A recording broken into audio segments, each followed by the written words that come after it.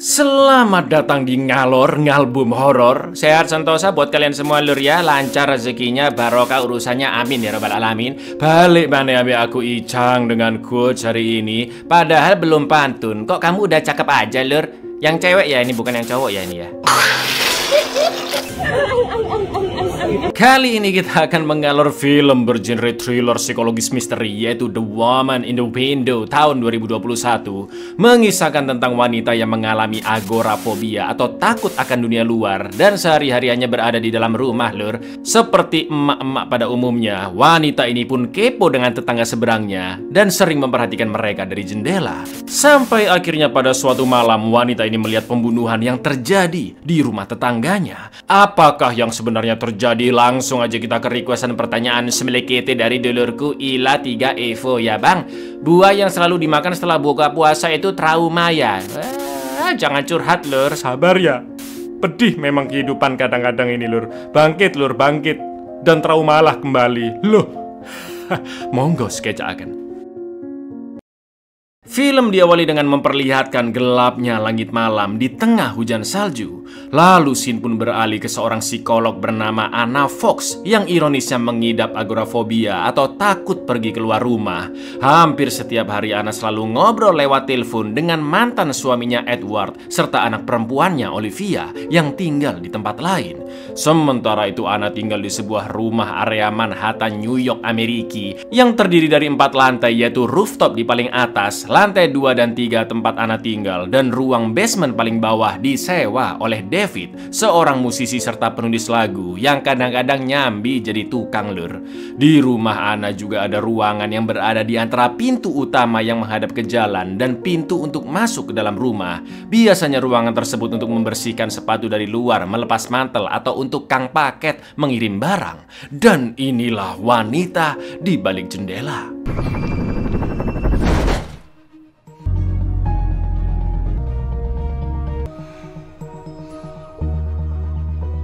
Berbeda dengan orang dewasa pada umumnya yang hari Senin memulai rutinitas sibuknya, Anna yang mengidap agorafobia hanya di dalam rumah sendirian sambil ditemani oleh kucingnya Pans menonton TV, juga menikmati film-film koleksinya yang lumayan banyak. Untuk makan dan sembako, Anna pakai Gojek cabang Amrik yang tiap hari mengantar pesanan Anna dan ditaruh di ruang depan. Setelah meminum obat secara rutin, Anna pun ngobrol ngalor ngidul di telepon dengan Olivia serta Edward dan membahas tetangga seberangnya yang baru saja pindahan. Biasa lur emak-emak ya kan, gak ada kerjaan lagi di rumah terus.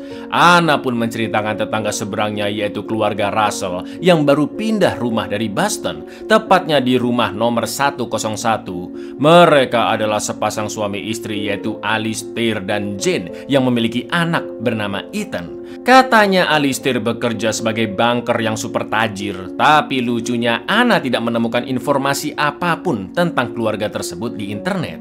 Anna sering mengawasi tetangganya sampai mengetahui jika rumah itu terjual di harga $5,5 juta. Selain itu Anna secara rutin dikunjungi oleh psikiater pribadinya yang berusaha menyembuhkan agorafobianya Anna. Namun konsultasi itu sudah berjalan selama 10 bulan dan Anna masih belum menunjukkan kemajuan. You were right about 101. The Russells are very white. Day today. But it's leftover pizza. How's the prayer group? You're getting by. They know you're watching. Curiosity is evidence of a decreased depression pattern. Kenner this week out the front door for the last 10 months. Di malam harinya, Anna kedatangan anak keluarga Russell, yaitu Ethan, yang memberi bingkisan berisi lilin lavender dari ibunya Jane sebagai tetangga baru. Pada awalnya Anna enggan menerima tamu, tapi Anna berusaha ramah dan mempersilahkan Ethan masuk ke rumah karena di luar juga lagi hujan. Mereka pun ngobrol-ngobrol sejenak. Ethan menceritakan jika 5 bulan lagi dia akan berusia 16 tahun dan bertanya apa pekerjaan Anna, juga di manakah keluarganya. Anna pun menjelaskan jika dia bekerja sebagai psikolog anak dan keluarganya tinggal di tempat lain. Ethan pun penasaran kenapa anak-anak butuh psikolog. Apakah pasien-pasien bocilnya terlibat kasus penyiksaan atau penembakan di sekolah? Mendengar ucapan Ethan yang tiba-tiba mengaitkannya pada kejadian mengerikan, Anna pun tetap menjawabnya dengan santai bahwa anak-anak juga bisa mengalami gangguan kecemasan. Misal jika kesulitan beradaptasi di tempat baru atau mungkin menderita kecemasan karena suatu hal. Setelah itu Ethan memperhatikan rumahnya dari kaca jendela Anna dan merasa sedih saat melihat ayahnya, Alistair, seperti ada sesuatu yang dia pendam di hatinya. Mata Ethan pun berkaca-kaca dan sebagai psikolog anak, Anna berusaha menenangkannya dengan menunjukkan koleksi DVD film dan mempersilahkan Ethan untuk pinjam yang dia suka.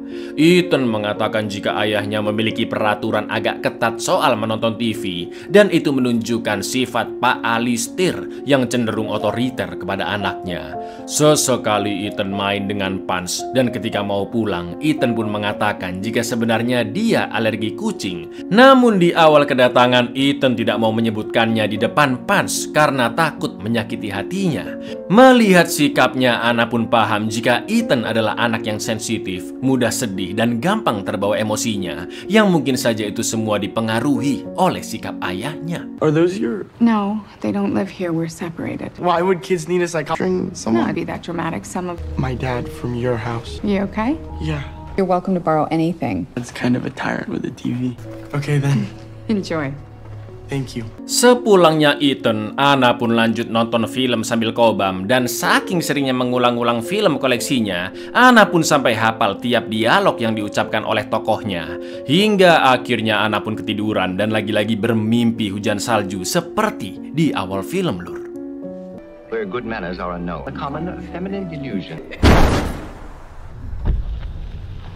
Besoknya di hari Selasa, David pamit pergi ke Brooklyn dan sebelum berangkat dia membantu Anna mengangkat sampah. Lalu David juga sempat menanyakan apakah Anna mau menyiapkan semangkok permen di depan rumah untuk persiapan malam Halloween. Namun Anna menolak karena biasanya anak-anak juga mengambil semangkok-mangkoknya. Lalu pada malamnya rumah Anna pun dilempari telur oleh anak-anak karena tidak menyiapkan permen. Anna pun teriak-teriak dari jendela agar mereka berhenti, namun tidak ada yang menggubrisnya. Dan akhirnya Anna nekat membuka pintu keluar. Lalu yang terjadi, Get away from there!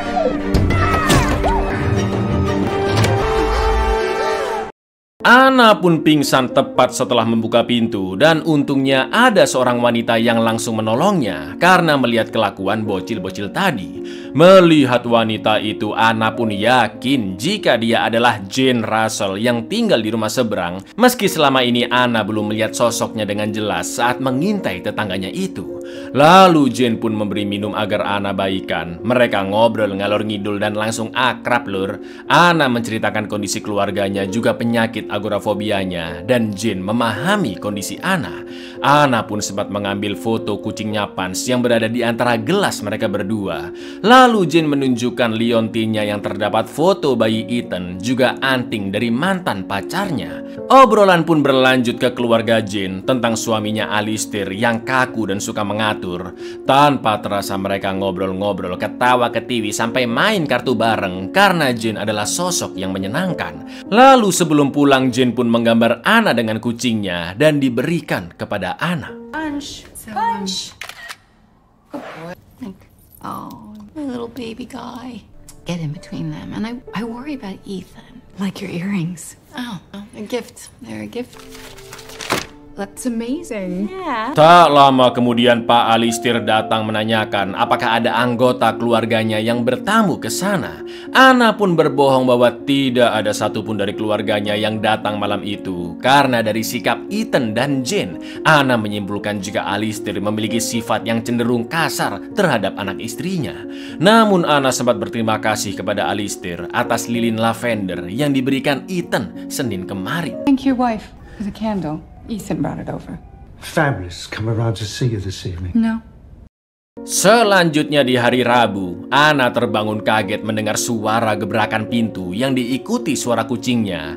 Anna merasa panik dan langsung melapor ke polisi sambil perlahan-lahan turun ke lantai 2. Namun ternyata itu hanyalah David yang sedang mencari pemotong kardus untuk membantu keluarga Russell membuat tempat penyimpanan. David telah bekerja dengan mereka setelah menyebarkan brosur ke rumah-rumah menawarkan jasa tukangnya. Setelah itu David mengecek atap kaca rumah Ana dan menyarankan agar Ana memanggil tukang spesialis rooftop untuk membetulkannya karena sudah ringkih. Lalu di malam hari ketika sedang adus sambil nonton video rekaman keluarganya, Ana pun mendengar teriakan orang yang sedang bertengkar dari rumah 101 dan langsung menelpon layanan informasi agar disambungkan ke nomor telepon rumah seberang. Ethan yang mengangkat telepon pun mengaku tidak terjadi apa-apa di rumahnya, namun nada bicaranya seperti sedang menangis. Tak lama kemudian terlihat Jane keluar dari rumah dan beberapa saat setelahnya Alistair pun nelpon balik. Ana bertanya apa yang sebenarnya terjadi, tapi Alistair menjawab jika dia hanya berdua dengan Ethan dan tidak ada yang menjerit. Akan tetapi dari jendela, Ana melihat Alistair memegang palu. Setelah itu Ana bertanya ke David apakah dia mendengar suara teriakan dari seberang. Namun David mengaku jika dia tidak mendengar suara apa-apa di luar. Dan saat itu, David sedang bersama seorang wanita yang sedang menangis, Lur. You scream, was it you? No, it's fine. And we didn't scream. I hear anybody scream. I didn't hear anyone scream. I'm sorry. Ana pun segera mengambil kameranya dan memperhatikan Ethan yang sedang ribut dengan Alistair. Setelah itu Ethan pergi keluar dan langsung pergi ke rumah Ana. Awalnya Ethan masih membela kelakuan ayahnya, sampai akhirnya dia pun menangis dan langsung dipeluk oleh Ana. Sebelum Ethan balik, Ana pun memberikan nomor HP-nya, dan jika ada masalah, Ethan diperbolehkan menenangkan diri ke rumahnya. He's not a bad guy. Stress, it builds up in him. Saying it's all right. Why are you so nice to me? Because children need protection. Whatever is going is a safe place. You can always come here. Besoknya di hari Kamis, Ana membahas ke Edward tentang apa yang dia alami semalam. Edward pun menyarankan agar berhenti memperhatikan tetangganya lagi. Malam itu Ana pun menahan diri tidak mengamati rumah seberang, tapi pikirannya semakin terasa kacau, Lur. Ana tidur kebangun dan bermimpi hujan salju seperti sebelumnya. Ana juga sempat kehilangan HP yang membuatnya panik dan mencarinya ke sekeliling rumah. Sampai akhirnya Ana mengambil kamera dan kembali memperhatikan rumah 101, di mana terlihat Jane yang sedang bertengkar dengan seseorang di balik tembok. Dan tiba-tiba, Where's my phone? Where's my phone? Backtrack. She's been stabbed. Slow down, ma'am. And karena respon polisi terlalu lamban, Ana pun nekat keluar rumah dengan menutupi dirinya menggunakan payung. Setelah 10 bulan terapi, Ana akhirnya berani melangkahkan kaki ke jalan raya. Itu pun sangat ketakutan, Lur. Namun keinginan kuatnya untuk menyelamatkan Jane yang tadi ditikam perlahan-lahan mulai mengalahkan fobianya. Lalu, yang terjadi?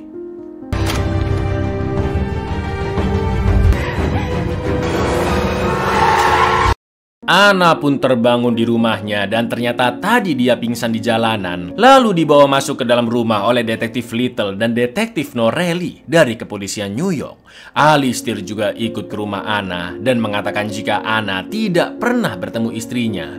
Mendengar itu Ana pun akhirnya jujur bahwa Jane pernah bertamu di Selasa malam dan sebelumnya sempat berbohong ke Alistair karena dia takut Jane disiksa olehnya. Tepat setelah itu, sontak Ana pun terdiam melihat seorang perempuan yang baru dia temui mengaku sebagai istri Alistair, yaitu Jane Russell. Biar nggak bingung, kita panggil wanita ini dengan sebutan Jane asli, Lur. Sedangkan wanita yang akrab dengan Ana adalah Jane palsu, gitu ya, kancut? Jelas Anda tidak percaya karena sosoknya berbeda dengan Jane palsu yang datang Selasa malam. Situasi pun semakin aneh karena Ethan juga mengatakan bahwa Ana belum pernah bertemu dengan ibu kandungnya. Dan Jane Russell yang berada di tengah-tengah mereka memanglah Jane asli. Alistair merasa aneh dengan semua keterangan Ana dan pergi begitu saja. Sedangkan kedua detektif juga menganggap Ana salah lihat karena memang Ana tidak memiliki bukti apa-apa atas insiden ditusuknya Jane palsu. Sebelum pergi, Little pun memberikan nomornya kepada Ana yang bisa ditelepon kapan saja jika Ana butuh bantuan. I'm sorry we haven't met. I'm Jane Russell. she's not Jane. You've never met my mother. She's not Jane. Been in my house. This is absurd. That's Jane Russell. Well, you call me. There. Be well, Dr. Lanjut ke hari Jumat, karena penasaran Anna pun melacak identitas Jane Russell lewat Google. Juga siapakah istri sah Alistair sebenarnya? Menurut temuan Anna, Alistair bekerja di perusahaan asuransi Atkinson. Tapi setelah Anna menelpon kantornya, Mbak CS mengatakan jika Alistair memang ditransfer dari Boston ke New York, tapi sekarang tidak aktif bekerja di kantor. Dan Anna disarankan menghubungi Atkinson cabang Boston saja. Anna pun kembali mencari di internet yang menemukan ucapan bela sungkawa dari seorang karyawan atas meninggalnya wanita bernama Pamela Nazin, dan postingan itu diakhiri dengan ucapan terima kasih untuk Alistair. Ketika mencari tahu siapakah itu Pamela Nazin, ternyata dia adalah karyawan Atkinson yang ditemukan meninggal di Brooklyn pada Kamis pagi karena jatuh dari teras apartemennya di lantai 6. Lalu Anna menelpon perusahaan Atkinson cabang Boston untuk menanyakan jabatan Pamela Nazin, yang ternyata dia adalah asisten dari direktur PT Atkinson, yaitu Alistair Russell. Seiring berjalannya investigasi, Anna pun mulai memikirkan kewarasannya, karena mungkin saja Jane palsu yang datang ke rumah adalah sekedar ilusi di pikirannya.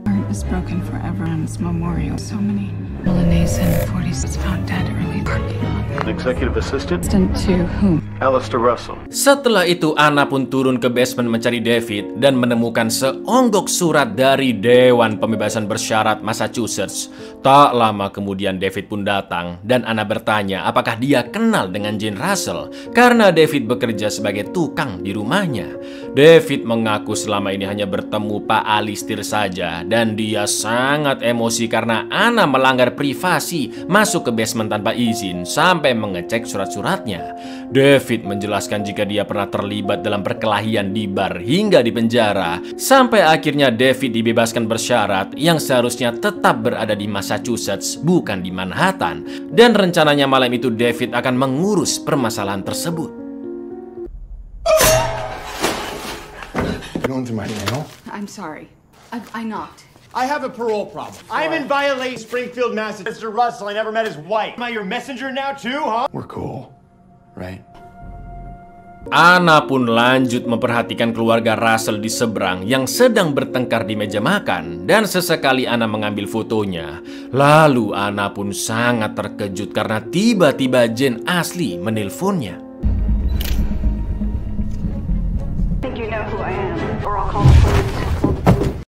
Di Sabtu pagi, Anna terpaksa masuk ke kamar David untuk mencari kucingnya. Lalu dia menemukan Pans di sana. Tapi anehnya, Anna juga melihat anting milik Jane palsu di meja David. Itu artinya mereka berdua sempat bertemu, lur. Atau mungkin saja mereka berasal lole hingga anting Jane palsu tertinggal.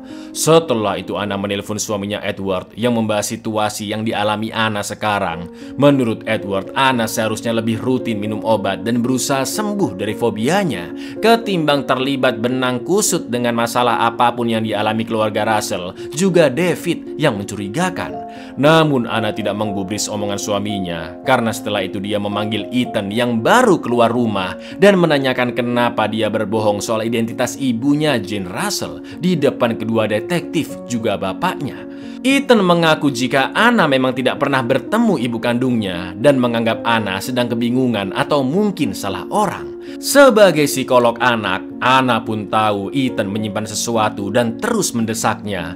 Namun Ethan mulai menangis dan berkata jika dia tidak bisa memberitahu apa yang sebenarnya terjadi. Lalu tiba-tiba datanglah Pak Alistair yang menyeret Ethan dan menamparnya dengan keras. Alistair juga memberi ultimatum ke Anna agar berhenti ikut campur urusan keluarganya. Bahkan menuduh Anna telah mendekati anaknya yang masih ABG. Protecting him. I can't tell you. And you're a mature goddamn man! Go ahead. But Mrs. Fox, all of us has stops now. With the wrong family. Son, Please. Besoknya di hari Minggu, Anna melihat Ethan pergi sendirian naik mobil travel sambil membawa tas ransel besar. Di hari itu Anna memang sudah berhenti memperhatikan rumah seberang. Namun dia masih penasaran apakah Jane palsu hanya sekedar imajinasinya saja dan istri Alistair sebenarnya memang Jane Russell yang asli, wanita yang dia temui bersama kedua detektif. Lalu ketika sedang mengecek foto-foto di laptop, tiba-tiba Anna dikirimi foto dirinya yang sedang bobo dengan jam menunjukkan pukul 2 dini hari dari email tak dikenal. Sontak Anna pun terkejut dan langsung menghubungi detektif Little juga Norelli, yang menurut Anna foto itu diambil oleh seseorang yang telah menyusup ke rumahnya. Satu-satunya orang yang memiliki kunci rumah adalah David, tapi Anna tidak memiliki masalah dengannya. Setelah digeledah seisi rumah, tidak ada bukti orang asing masuk ke rumah, dan Norelli merasa jika ini semua hanya akal-akalan Anna sendiri.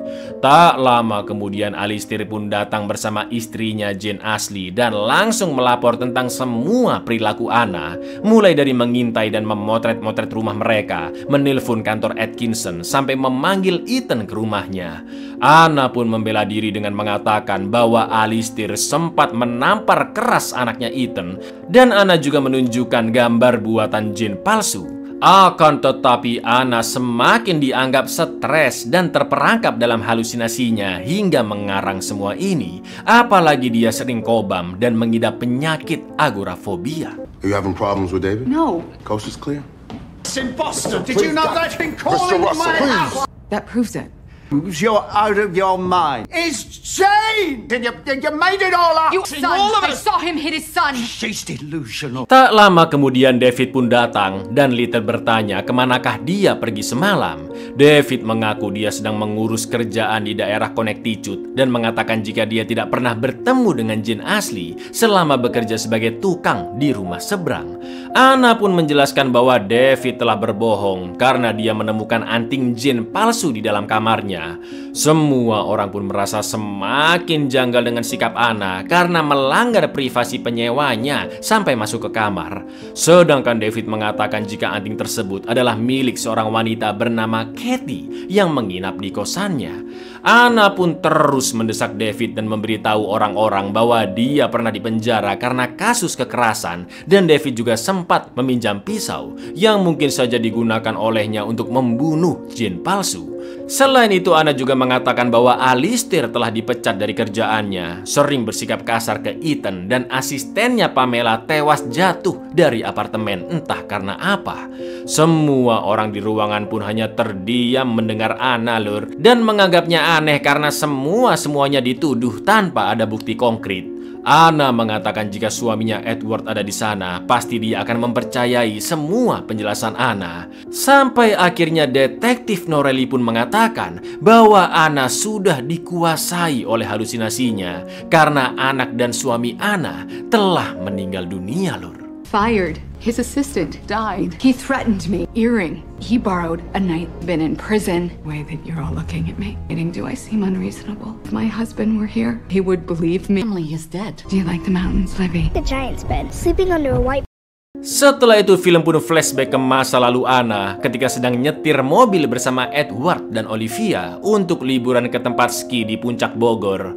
Saat itu Edward sudah muak dengan Anna yang sebelumnya ketahuan selingkuh.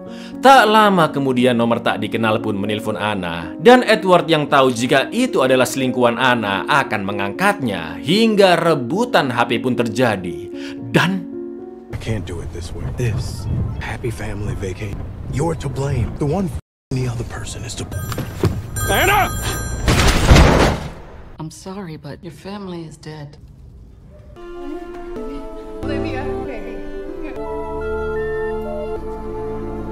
Kecelakaan itulah yang menewaskan keluarganya lur, dan mimpi hujan salju yang selalu dialami Anna adalah pemandangan mengerikan saat mobil mereka terpental. Ironisnya Anna tidak bisa menelpon 911 karena tidak ada sinyal dan harus berjalan jauh sendirian mencari bantuan, juga meninggalkan suami beserta putrinya yang sudah tak bernyawa. Little yang sudah bertemu psikiater Anna pun menjelaskan pertanyaan beliau bahwa obat Anna bisa menyebabkan halusinasi dan kemungkinan Jane palsu adalah salah satu bentuk khayalannya. Seperti Anna yang selama ini berpikir dia sudah bercerai dan Edward tinggal di tempat lain bersama Olivia. Itu artinya suara telepon Edward selama ini juga hanya ada di pikiran Anna. Sontak Anna yang teringat dengan kejadian mengerikan itu hanya bisa meminta maaf ke mereka atas semua yang sudah dia lakukan. Anna pun mengakui bahwa Jane Ashley adalah istri Alistair, sedangkan Jane palsu adalah sebatas khayalannya belaka. that you met this lady. I believe you're talking to your family. I talked to your doctor, and you have had a hell of a time. Sorry that I involved you, and sorry that I mixed Ethan up. Keesokannya di hari Senin, Anna menceritakan ke psikiaternya semua yang dia alami beberapa hari terakhir, terutama kejadian semalam, Lur, saat disadarkan jika keluarganya sudah meninggal. Hari itu David akan pindah kosan dan psikiaternya akan mengubah sesi konsul menjadi 3 kali seminggu karena Anna akan tinggal sendirian di rumah dan harus ada yang mengecek kondisinya. Setelah psikiaternya pergi, Anna yang berpikiran sudah tidak memiliki alasan untuk hidup lagi, akhirnya berniat bundir dengan cara overdosis. Dia menggerus semua obatnya dan nanti akan diminum setelah David sudah pergi dari sana. Anna pun merekam video pesan-pesan terakhir yang berkali-kali mengungkapkan kekecewaan pada dirinya karena telah merusak keluarganya dengan berselingkuh dan menyebabkan kematian suami serta putrinya. Kini yang Anna inginkan adalah kembali ke masa lalu dan menjadi pribadi yang lebih baik untuk keluarganya. Namun itu tidak akan pernah bisa terjadi. That has absolutely for him to come. I want to go back. I want to do it over. I just wish I could just be forgiven. And I can't. And I can't. I can't! Malam itu ketika Anna melihat foto-foto di HP-nya, sontak dia pun terkejut saat melihat foto Pans di antara 2 gelas, di mana terlihat pantulan wajah Jane palsu dari gelas, Lur. Dan ya, Anna tidak berhalusinasi tentang Jane palsu yang bertamu di Selasa malam.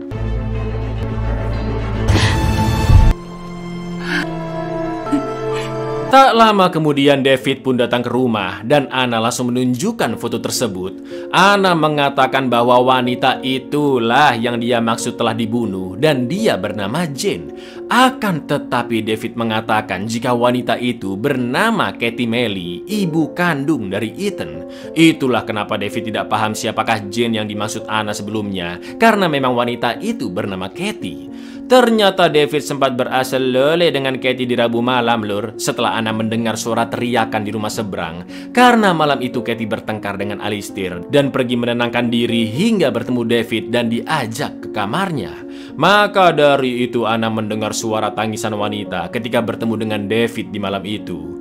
David pun mengetahui kisah hidup Katie dari curhatannya, bahwa Katie meninggalkan Alistair begitu saja saat hamil 8 bulan dan selama 2 tahun Alistair mencarinya, sampai akhirnya Alistair menemukan Katie di kalangan orang-orang narkoboy dan akhirnya Katie pun dipenjara. Sedangkan Ethan yang masih berusia 2 tahun dan sering ditelantarkan dibawa oleh Alistair hingga sekarang. Keluarga Russell pindah dari Boston karena ingin menghindari Katie yang memang sering bermasalah, Lur. Bahkan Alistair telah membayar Katie agar tidak mendekati keluarganya lagi. Anna pun meminta David membantu menjelaskan ke polisi jika Katie memang nyata dan telah dibunuh. Namun David menolak karena dia sendiri juga bermasalah dengan bebas bersyaratnya dan tidak ingin berurusan dengan polisi. Yang akhirnya David pun pergi dari sana. Name is Katie. Ethan, the son, she is the birth mother. I did. You didn't know who you're fooling with. She ran away on him when she was 8 months, 2 years chasing her down. I spent the night with her. Wednesday, one night. Why do you think I bailed? They've been hiding from her for years. He's been paying her to stay away. To go to the police with me. Let's run away from this! Dilalahnya laptop Anna terjatuh dan layarnya pecah, Lur. Namun bukti foto Katie masih tersimpan di HP-nya. Lalu tiba-tiba terdengar suara David terjatuh dan muncullah sosok familiar yang ternyata David? Had a chance to say goodbye. Ternyata itu adalah Ethan yang baru saja menikam David karena sudah mengasuh oleh ibunya Katie dan itu membuatnya marah. Ethan mengatakan jika dia baru saja kabur dari fasilitas terapi mental dan balik lagi ke New York. Anna pun tremor ketakutan mendengarnya dan Ethan pun melarang Anna untuk berteriak. Selama ini Ethan bebas keluar masuk rumah Anna karena berhasil mencuri duplikat kunci rumahnya ketika pertama kali bertamu di sana. Jadi orang yang meng-email foto Anna sedang bobo adalah Ethan, Lur.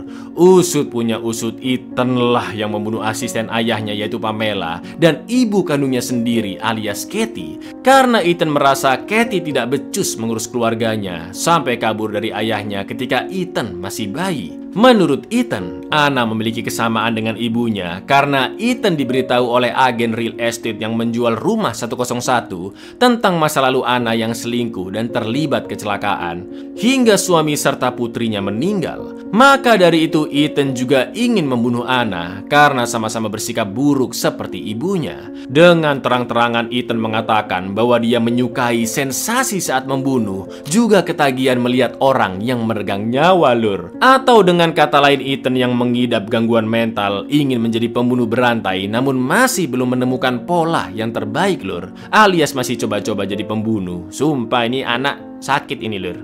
You and Katie thing of your family, right? Both of you. You killed your mother. Bothers you, right? Pam liked everything I did. She was just a place to start. Real estate lady who sold my... What happened? You could pretend that I'm not even here. I just want to watch you go. Untuk menenangkan sekaligus memuaskan hasrat psikopat Ethan, Anna pun menuangkan obat-obatannya yang sudah digerus ke dalam hammer dan berpura-pura akan bundir. Tapi yang terjadi, you could pretend that I'm not even here. I just want to watch you go. No, I'm done.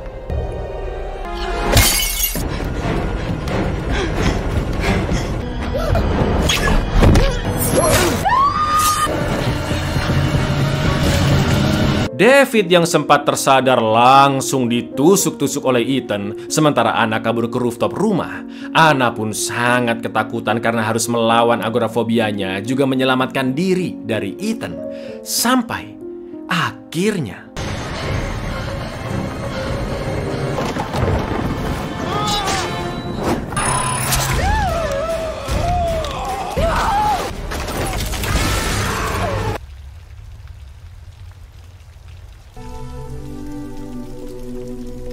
Anna pun berhasil diselamatkan tepat waktu dengan luka tusuk yang sangat parah di pipinya. Detektif Little memohon maaf sebesar-besarnya karena telah menuduh Anna berhalusinasi. Setelah kematian Ethan dan David, pasangan Russell pun diinterogasi dan Jane yang ketakutan akhirnya memberitahu di manakah jasad Katie dikubur. Ethan memang terbukti membunuh ibunya, namun Alistair dan Jane membantu Ethan mengubur jasadnya agar tidak ada yang mengetahui kejadian tersebut. Little juga sudah melihat video pesan terakhir Anna dan Anna diperbolehkan menghapus data apapun di HP-nya agar privasinya tetap terjaga. You don't want out, okay? Messed up this case so bad already. A lot of apologies from a lot of people. Be here to be the first. Stop talking. So, Mellie's body found it in Fort Lee. David's dead. I'm sorry. We have the Russells in custody. I'm sorry. Thank you. 9 bulan telah berlalu sejak insiden tersebut. Alhamdulillahnya kondisi Anna sudah benar-benar pulih, lur. Bukan hanya luka-lukanya saja sembuh, namun Anna juga sudah terbebas dari agorafobia serta gangguan kecemasannya.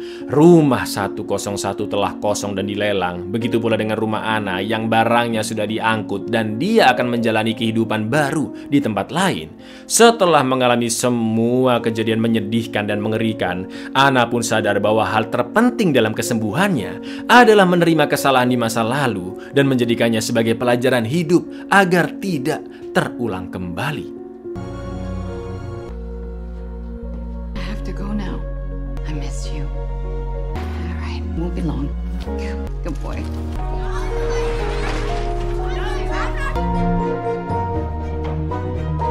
Buyar, pesan moral dari film ini adalah apapun kondisimu, lur, senang, sedih, bahagia, terpuruk, miskin, kaya, sakit, sehat, selalu ingatlah Tuhanmu, lur, dan berhati-hatilah dengan tetanggamu. Assalamualaikum.